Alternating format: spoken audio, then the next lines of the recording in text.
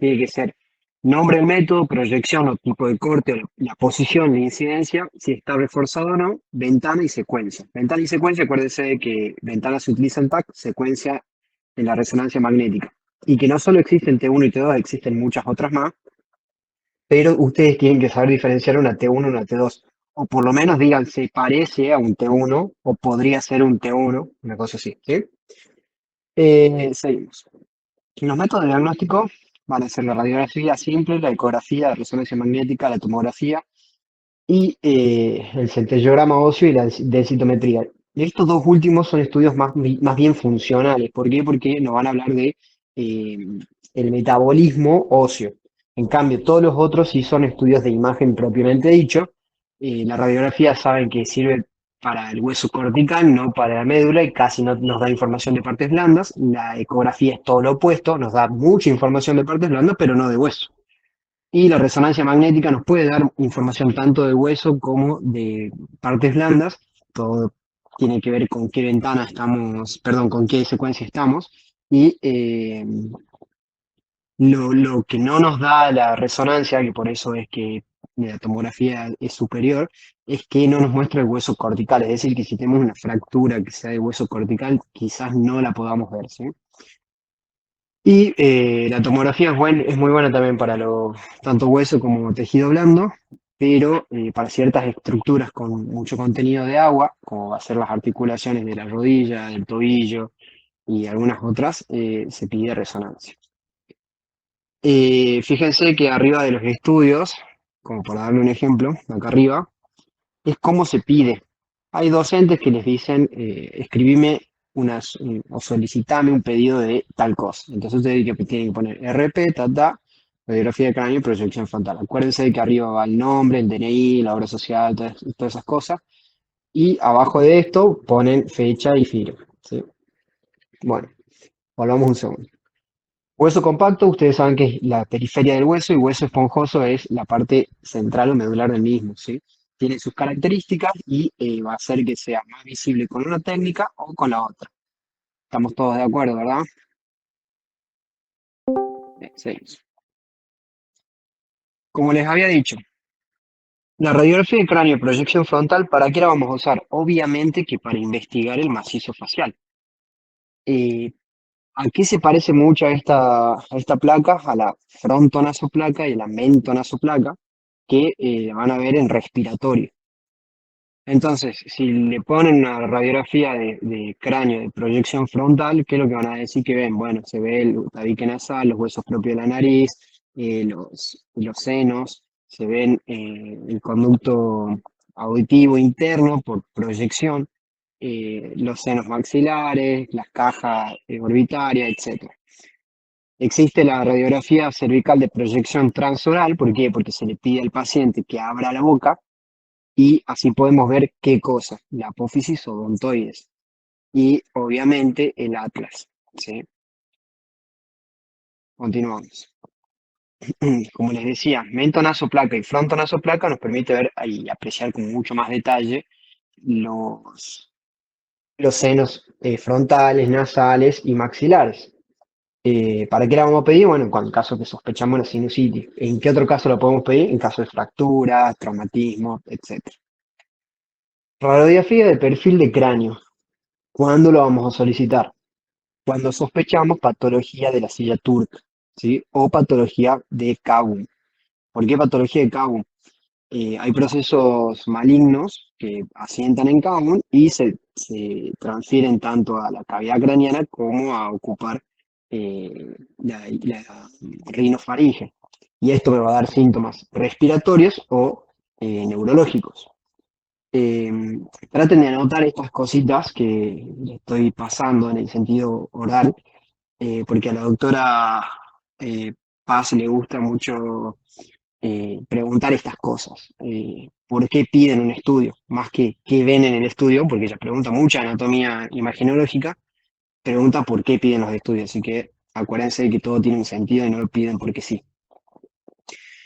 Seguimos descendiendo en el cuerpo humano, vamos a solicitar una espinografía total o columna vertebral total. Una espinografía Obviamente va a ir desde las primeras vértebras cervicales hasta las sacras, hasta el coxis en realidad, pero ustedes ven que acá no se ve muy bien. Y obviamente que si pedimos una tomografía, esto se ve con mucho más detalle, tenemos más información, ¿sí? Pero ¿para qué pediría esto? Para obviamente ver la rectitud o no de la columna vertebral. Entonces estamos pensando casos de escoliosis. Acuérdense la anatomía normal de una vértebra, que no es lo mismo una vértebra dorsal, no es lo mismo una vértebra torácica y una vértebra sacra o coxigia. Repasen esas cositas. Radiografía de perfil de cuello. ¿Qué vamos a ver en la radiografía de perfil de cuello? Esto, la lectura es ABC. Alineación, bones, cartílagos y articulaciones y partes blandas, hipofaringe, laringe, tráquea, ¿sí? Porque yo puedo ver parte de la vía aérea en esto, la puedo evaluar. ¿Cuándo pediría algo de esto? Obviamente en patologías que me den cervicalgias o eh, sintomatología refleja, como por ejemplo el que la persona no pueda levantar los hombros para decir el qué me importa y el nonear, ¿sí? Ustedes saben que el accesorio pasa por la vía del accesorio es una vía cervical y bueno, tienen que saber. Acá en la radiografía de perfil de cuello, tengan cuidado porque no se ven qué cosa, los agujeros de conjunción. Entonces, si les piden a ustedes qué radiografía pedir para los agujeros de conjunción de las cervicales, pidan la oblicua de cuello. ¿Estamos de acuerdo? Obviamente va a ser oblicua derecha o oblicua izquierda, dependiendo de dónde está la patología sentada. Seguimos. Columna lumbrosacra de perfil. ¿Qué pasa acá con la de perfil? Yo sí puedo ver los agujeros de conjunción que no podía ver yo en la cervical, ¿sí? Acuérdense que los cuerpos vertebrales son mucho más grandes, que tenemos las apófisis espinosas y los espacios intervertebrales mucho más ampliados. ¿Para qué pido esta? ¿Para qué pido la columna lumbrosacra en extensión? Justamente para ver si hay atrapamientos en los agujeros de conjunción. Seguimos. Bien. El perrito de la Chapelle. Acuérdense de que el perrito de la Chapelle tiene una anatomía. El hocico está formado por la apófisis transversa, la oreja está formada por la apófisis articular superior, la pata por la apófisis articular inferior, el cuello está formado por el pedículo y el cuerpo por la lámina, y el ojo es el sitio de implante de la apófisis transversa y el pedículo. ¿Sí? Acá el perrito de la Chapelle está mirando hacia la derecha. Tenemos acá la oreja, el ojo, el hocico, el cuerpo, la pata anterior y la pata posterior.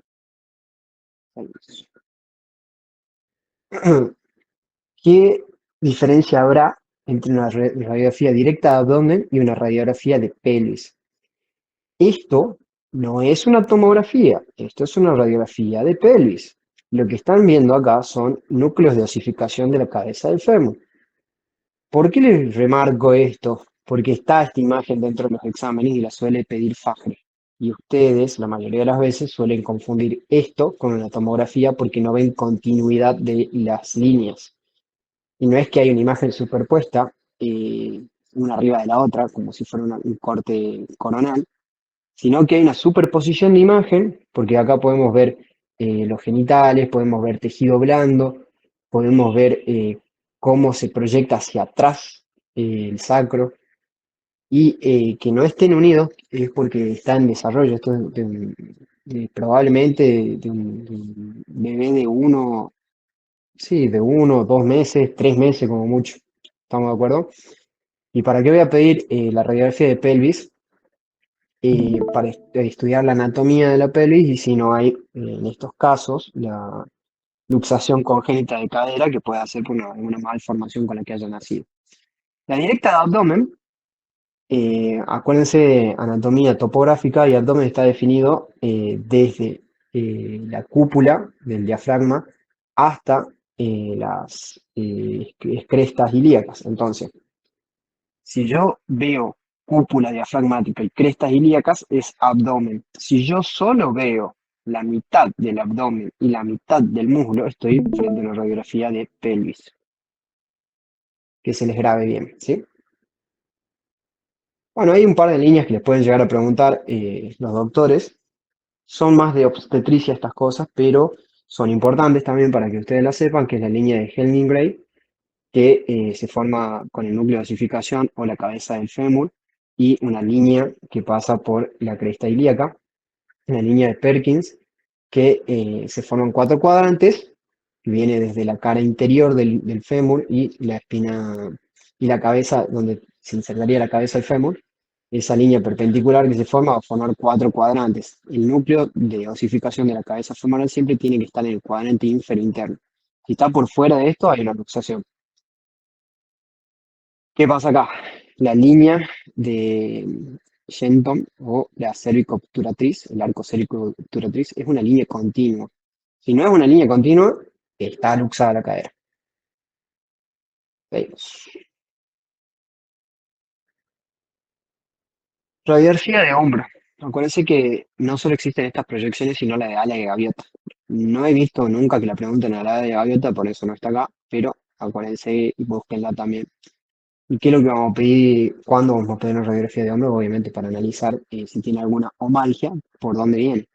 Si hay un antecedente de traumatismo, si hay un antecedente de un osteosarcoma, alguna patología que asiente sobre hueso o tejido blando de la articulación glenumeral, la podemos ver.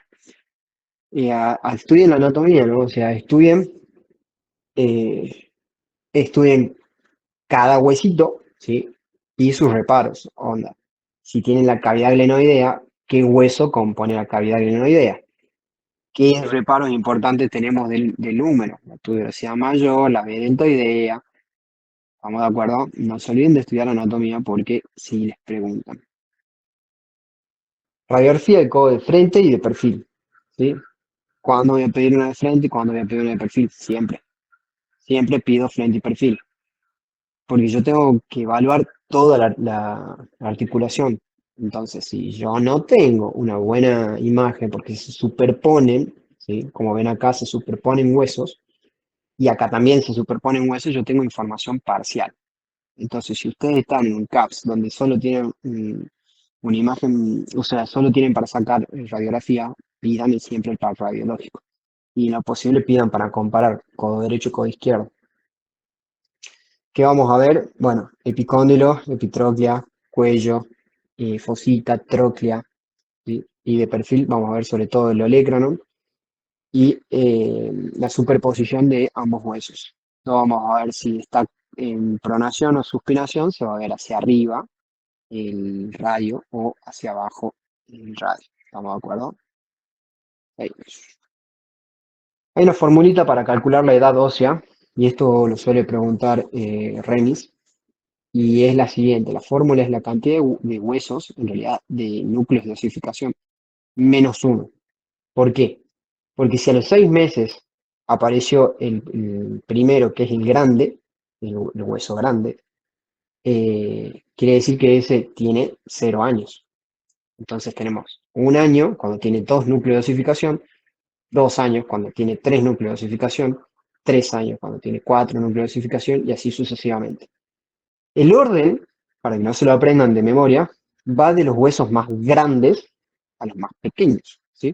El hueso grande, ganchoso, son los más grandes de la mano. Después tenemos el piramidal, semilunar, escafoide, que no necesariamente son en ese orden de tamaño, pero como para que se vayan guiando.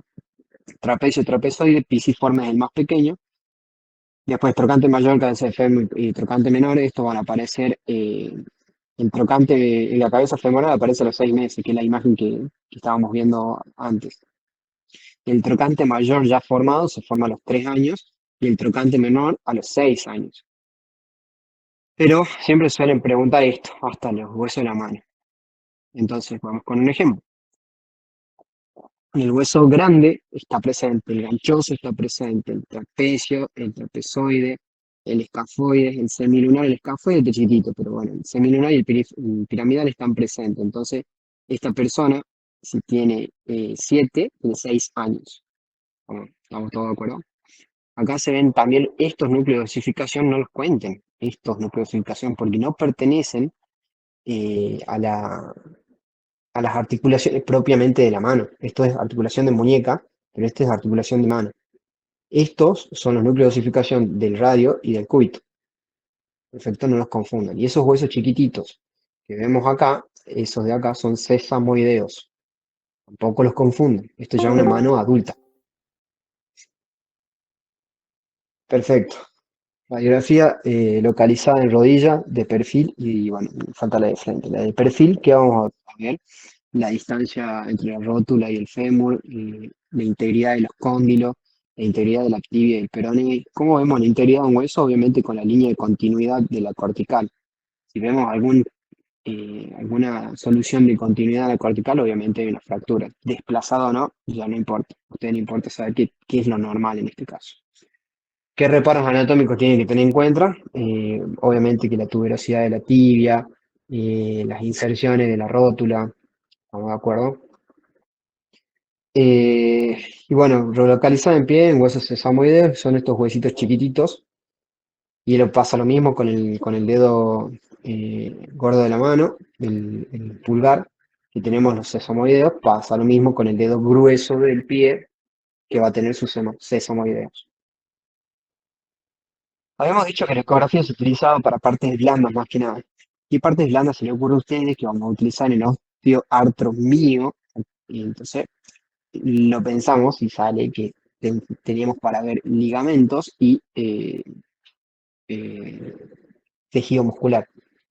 La ecografía del recién nacido forma parte de una de las tantas cosas que ustedes tienen que pedir cuando están frente a un recién nacido, más allá del screening del talón y todo lo demás. Porque uno de cada 1000 nacidos vivos puede nacer con luxación congénita de la cadera o alguna malformación que se soluciona con ortopedia, básicamente.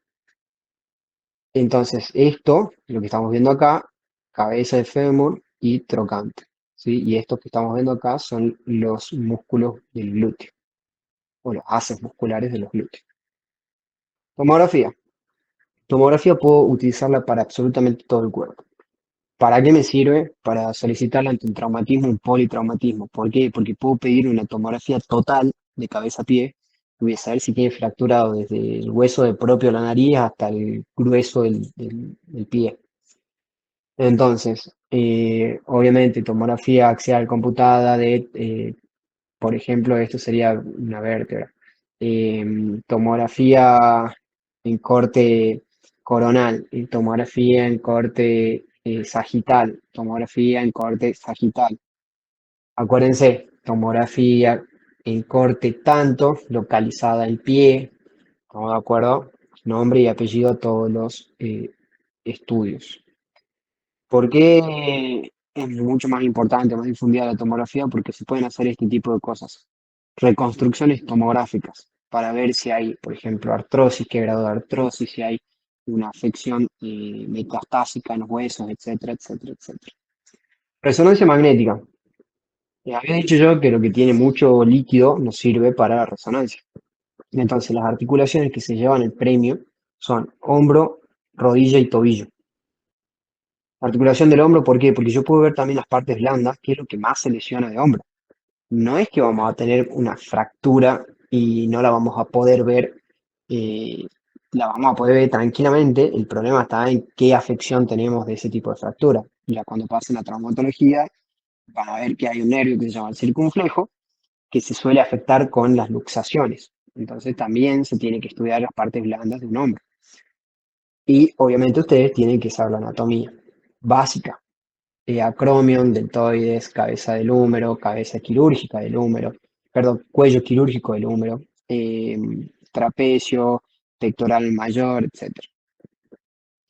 ¿Por qué está en T1 esta? Si ustedes ven el líquido sinovial, está hipointenso.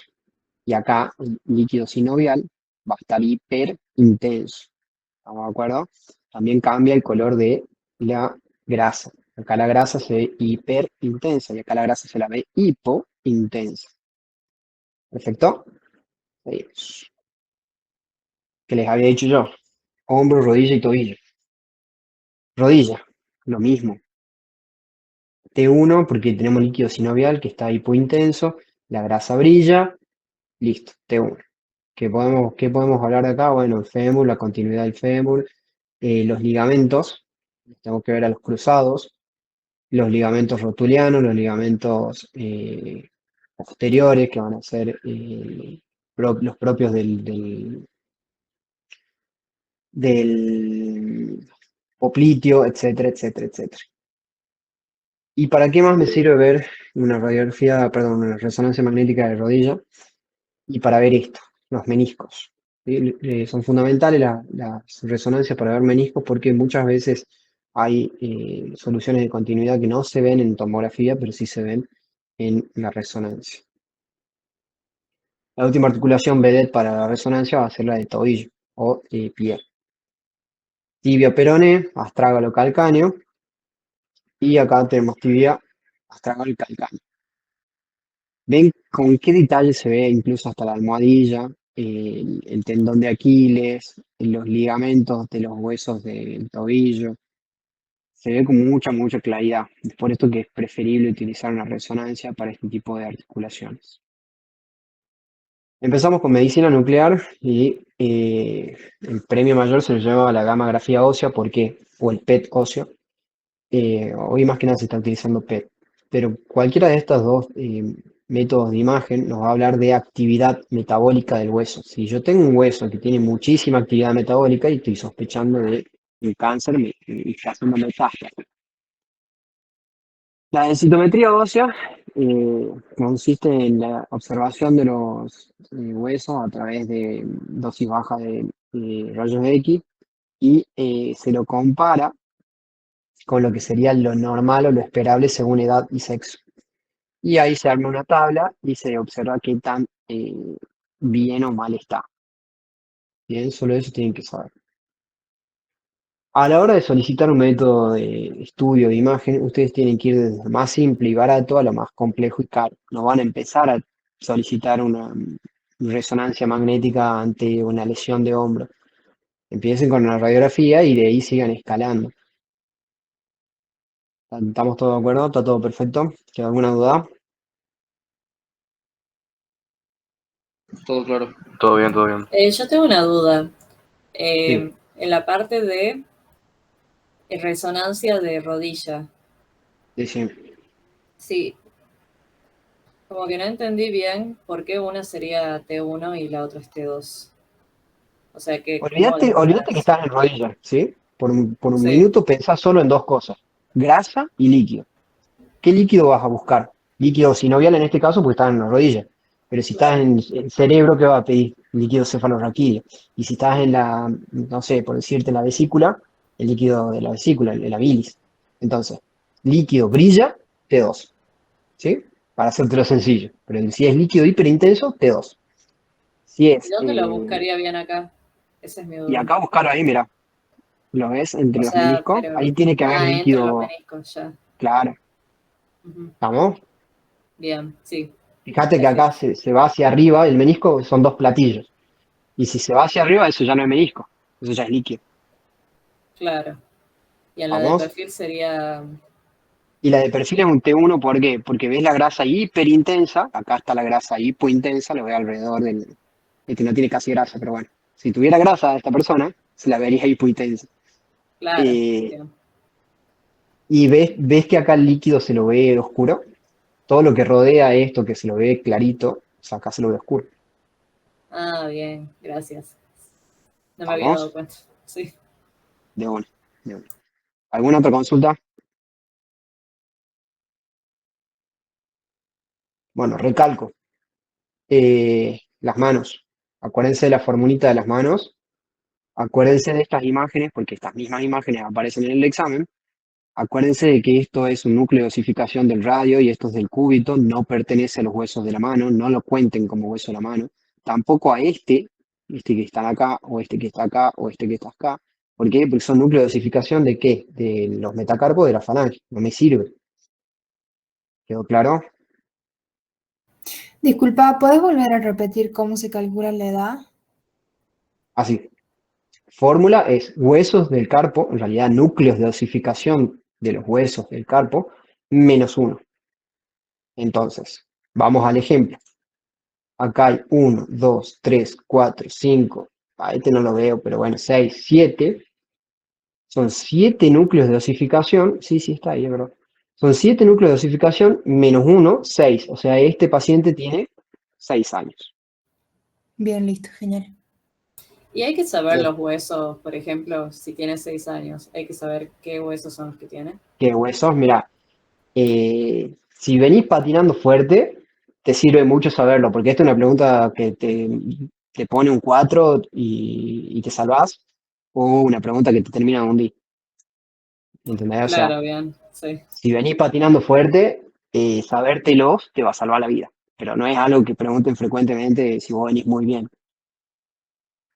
Claro, bueno. ¿Perfecto?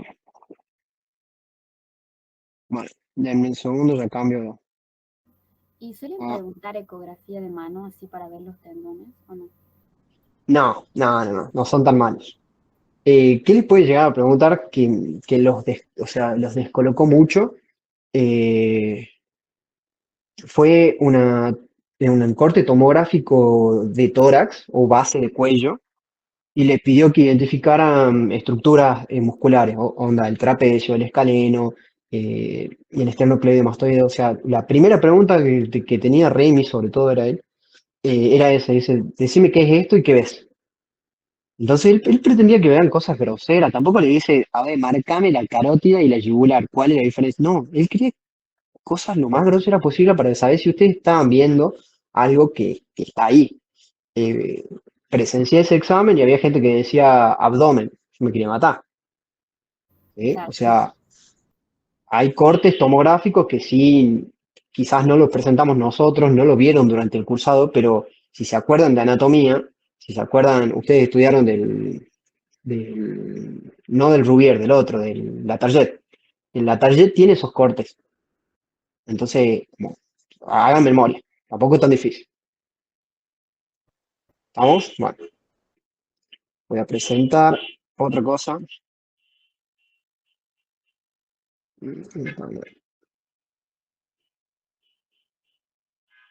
Bueno, arranquemos con abdomen. Nuevamente, este repaso le pertenece a William. Eh, Métodos diagnósticos, los mismos, siempre van a ser los mismos, ¿sí? Siempre va a ser la radiografía, la eco, la tomografía, la resonancia y la medicina nuclear. La radiografía es medio lo más importante que les pueden llegar a preguntar acá. ¿Por qué? Porque está la video de ilusión, que no le van a poner un video de ilusión, no he visto nunca que le pongan, pero hay una directa o simple de abdomen en decúbito dorsal o de pie. ¿Cómo veo un decúbito dorsal o cómo veo de pie? Con los niveles hidroaéreos. Si el nivel hidroaéreo está horizontal, está de pie. Si está raro nivel hidroaéreo, está de cúbito. Si está hacia un costado el nivel hidroaéreo, es decir, hacia un decúbito lateral, obviamente va, el líquido decanta hacia donde está la gravedad. La seriada esofágico gastroduodenal, que acuérdense que tiene sus tiempos, y el tránsito intestinal. Esta la preguntaron y les costó reconocerlo. Colon por enema, y de ahí ya empezamos con la ecografía, la TC y la medicina nuclear. Acuérdense que acá los medios de contraste son bastante jugados. ¿Por qué? El sulfato de bario no se puede dar cuando se sospecha de perforación. Onda, yo tengo un paciente que tiene una úlcera gástrica, ¿le voy a dar sulfato de bario? No. Que yo tengo un paciente que tiene un divertículo esofágico, ¿le voy a dar sulfato de bario? No. Y así sucesivamente, el sulfato de bario queda casi sin uso. Se utilizan más que nada los contrastes iodados hidrosolubles que no se pueden utilizar en un paciente con alto riesgo de broncoaspiración. ¿Por qué? Porque si esto entra a los pulmones, hacemos una neumonitis. Si esto entra a sangre o en realidad a cavidad peritoneal o cavidad de, de cavidad torácica, hace un pegoche, tiene que entrar a quirófano, es un quilombo. Hace mucho quilombo, esto ya casi no lo uso. ¿Cuáles son los contrastes radiotransparentes? El aire insuflado o los comprimidos efervescentes. El aire insuflado, ¿en qué caso? En el colon. En el colon yo puedo entrar con el colonoscopio e insuflar aire. Y los comprimidos efervescentes, obviamente que para estómago o para esófago. Entonces, la vía de administración oral y rectal, oral sería esofágico gastroduodenal, intestino delgado, apéndice secal. rectal, colon e ilion terminal. Y hay docentes que siguen preguntando esto. ¿Qué vamos a ver en cada técnica? El relleno total se ve un aspecto general de lo que queremos ver. Por ejemplo, si estamos viendo el tubo digestivo alto, es decir, el esófago, voy a ver solo la forma del esófago y las imágenes que tienen relación a sus vecinos. Onda, si yo tengo cerca el corazón, ¿qué voy a ver en el esófago por tenerlo cerca al corazón? En cambio, en la mucosografía voy a ver el relieve interno grueso, ¿sí? Voy a ver pliegues. En la compresión dosada y doble contraste voy a ver el relieve interno fino y detalles pequeños. Ahora, vamos al hecho. Primero que nada, la básica de toda, radiografía directa de abdomen o simple de abdomen. ¿Qué les había dicho yo? Cúpula diafragmática y esta está medio cortina, pero sí, se ve hasta las crestas ilíacas. ¿Qué voy a observar? Imaginándonos demasiado, podemos ver la sombra hepática, riñón derecho y riñón izquierdo y la sombra de los psoas. De ahí en más, si no tiene nada el paciente, no voy a observar nada patológico. ¿Estamos de acuerdo? Seguimos. Como les decía, relleno total, voy a ver la estructura general del órgano. Y como les dije, si yo tengo cerca el corazón, ¿qué voy a ver? La curvatura de la aurícula, la curvatura del bronquio fuente izquierdo y el callado aórtico. Perfecto. En la mucosografía, como se ven los relieves gruesos, ¿sí? Y en cambio, en el doble contraste, vamos a ver cómo el aire, conjunto al contraste, va mm, a hacer una imagen que nos permite ver ambas capas de la víscera hueca. Ya. Siguiendo por la serie esofágico gastrodenal localizada en el tercio distal del esófago, que vamos a ver o que pretendemos ver, la unión esófago-gástrica o línea Z. ¿Sí? Lo podemos analizar tanto con relleno total como con mucosografía. Localizada en estómago, obviamente veo estómago. ¿Esta persona está de pie o acostada? Acostada. Perfecto. Esta persona sí está de pie. Entonces, el estómago con su fundo, su cuerpo y su píloro. Y el antro que acá no está distendido y acá sí está distendido. Mm, ¿qué es lo que le van a pedir que marquen? Lo básico y general, ¿qué es la primera porción, segunda porción y tercera porción? Nada más. Ahora, localización duodenal. Si nos piden localización duodenal, hay dos cositas que les pueden preguntar. Si el píloro está abierto o cerrado, ¿sí? El píloro cerrado y píloro abierto.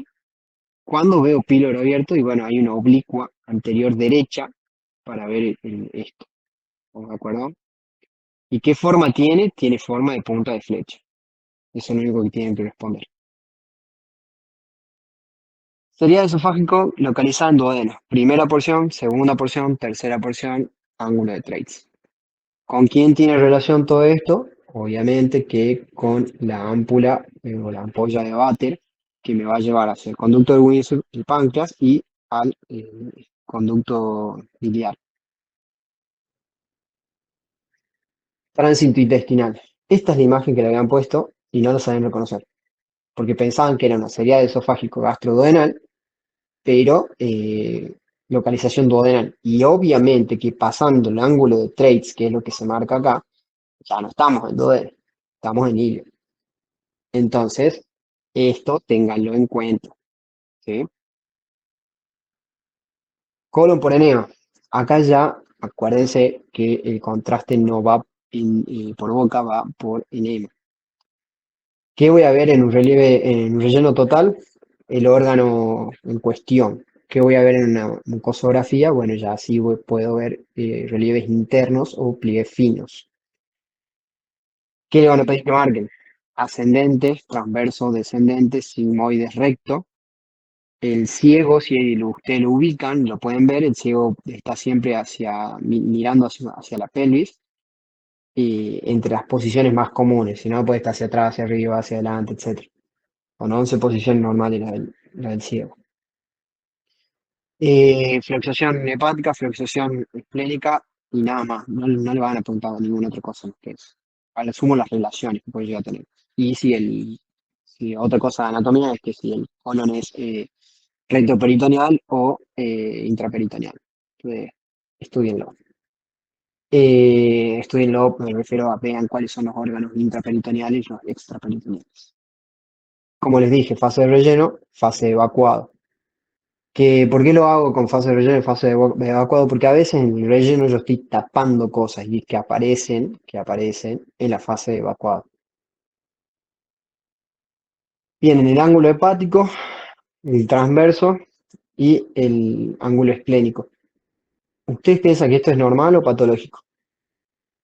Viene por acá, hace así el transverso y vuelve a subir. Esto es normal, ¿sí? No hay nada patológico, esto no es un vólvulo, simplemente es anatomía normal del paciente. Tiene un colon bastante largo. Sigmoides y recto. Recto, acuérdense del esfínter superior que es involuntario y el esfínter inferior que es voluntario.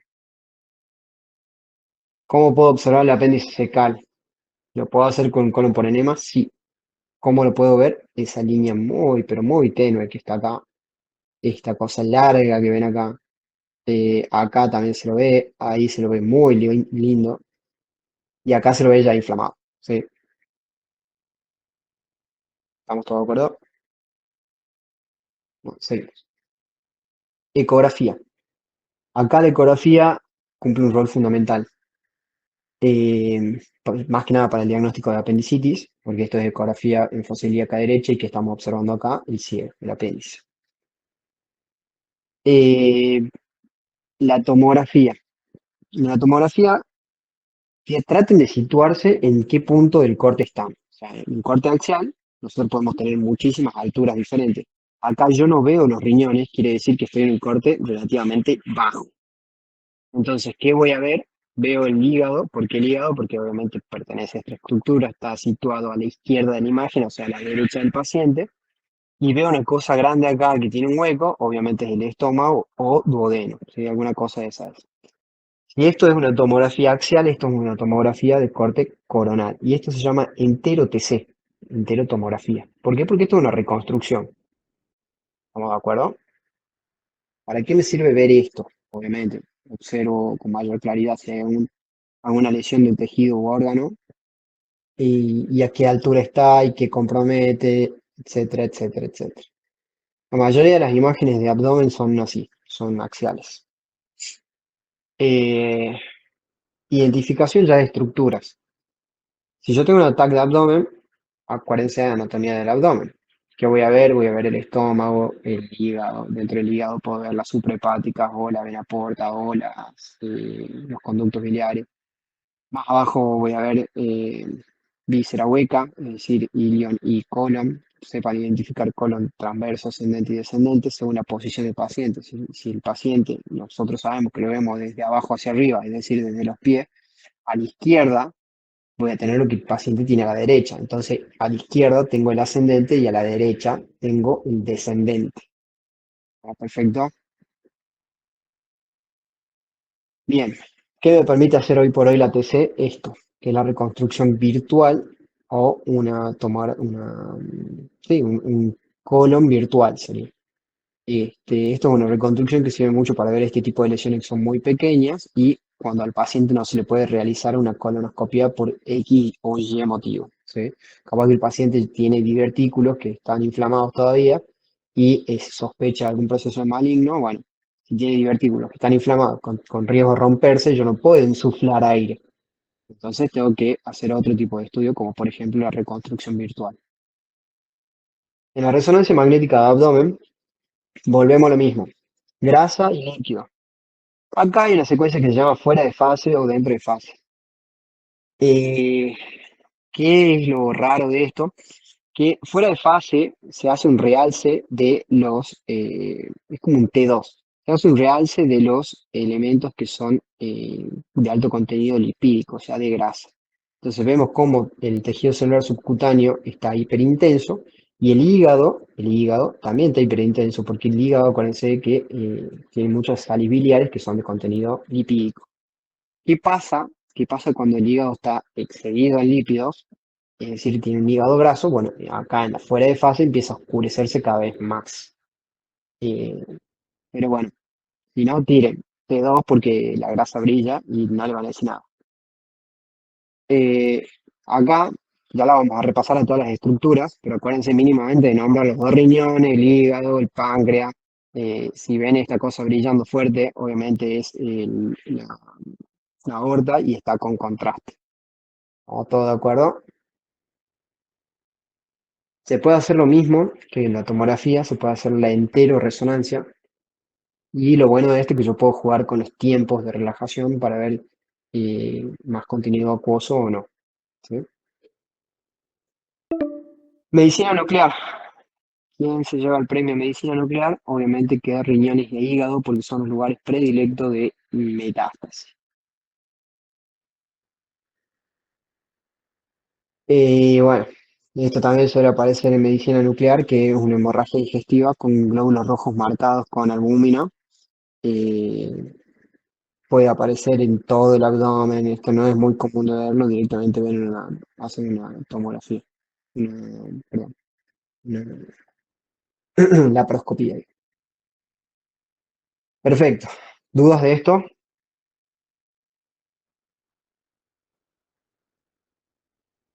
Nada, todo chill, todo tranquilo. Todo bien, todo bien. Sí. Pasamos a la última y ya los dejo en paz. Compartimos.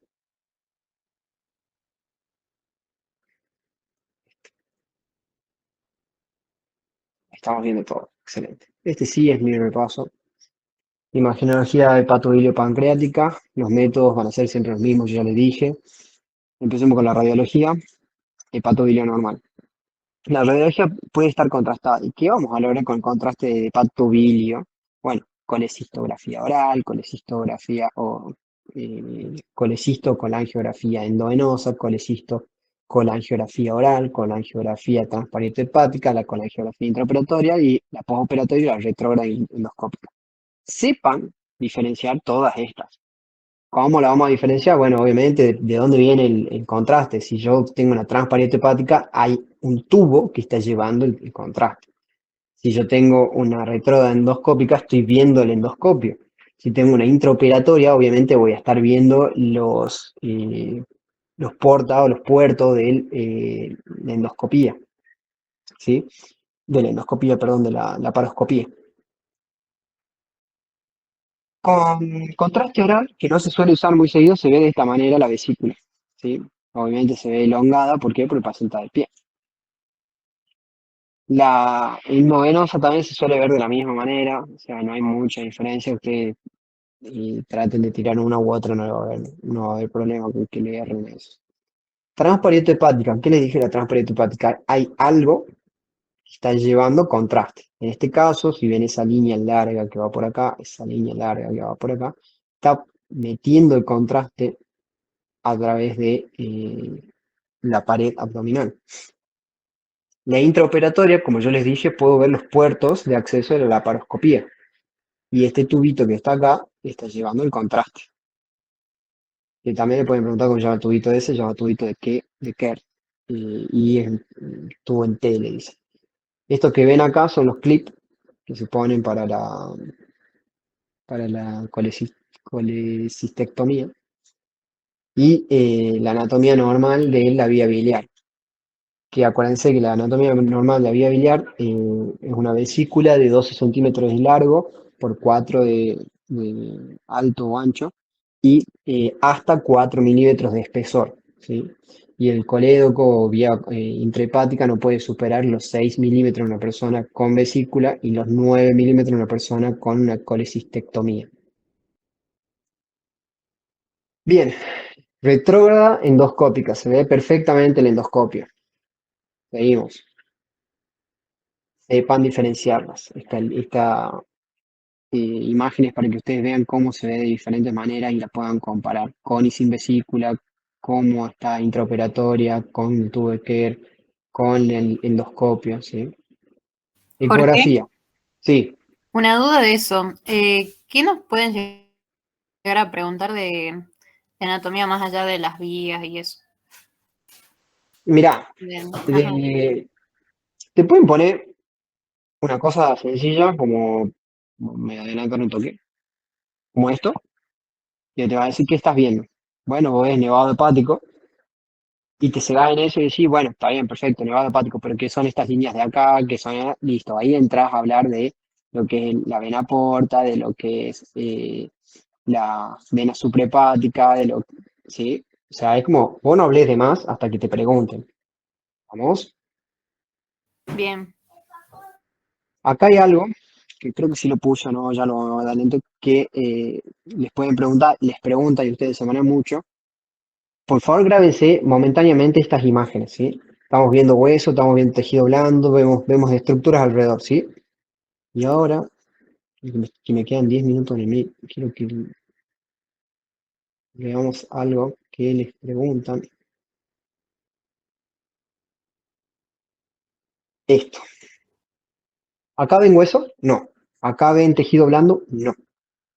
Esto es una secuencia especial de la resonancia y se llama colangioresonancia, ¿sí? Es para líquidos de muy baja velocidad y se puede observar la vía hepática y la vía común y la vesícula. ¿Estamos? A veces le ponen esto y ustedes tiran que es una ecografía, que es una radiografía, que es una colangiografía. Es una colangioresonancia. Si yo no veo tejido a la vuelta y veo solo esto brillar, o lo veo así al tejido así medio raro, es porque es una colangioresonancia, ¿sí? Grábense eso, porque sí los preguntan mucho y los suelen clavar porque se desbocan. Lo dicen muy rápido y es como, así no es. Ya ahí están remando en contra del río. ¿Estamos de acuerdo? Bueno.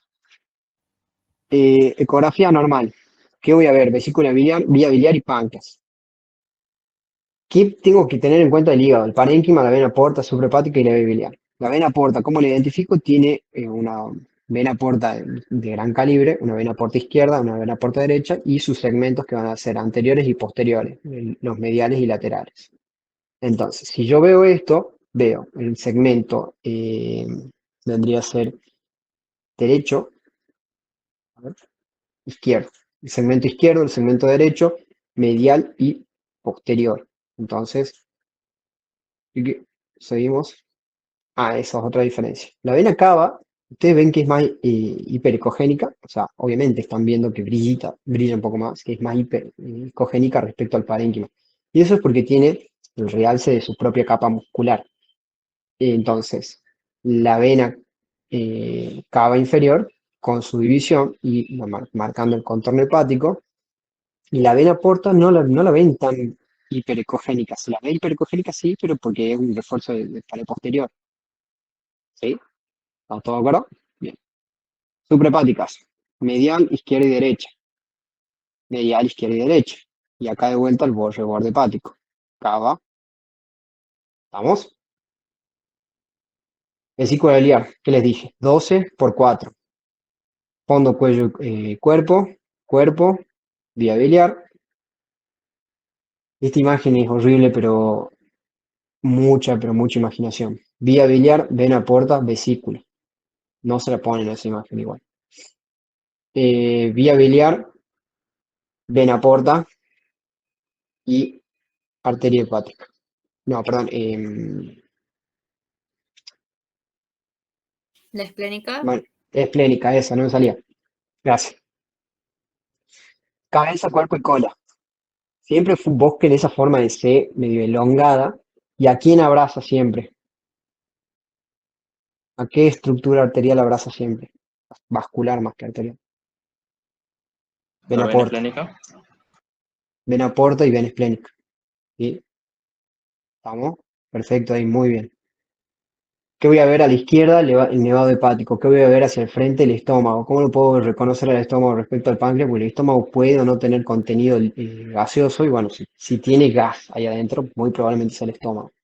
Mesentérica superior, aorta, cava y con su confluente renal izquierdo. Y acá vemos lluvia, ¿no? Bueno, ¿qué le había dicho yo? Si vemos adelante que hay aire, probablemente sea el estómago. Tenemos el páncreas que abraza a la porta con la esplénica, mesentérica y aorta. Perfecto. Cava, mesentérica, renal, esplénica, porta, páncreas, estómago, hígado. ¿Vamos?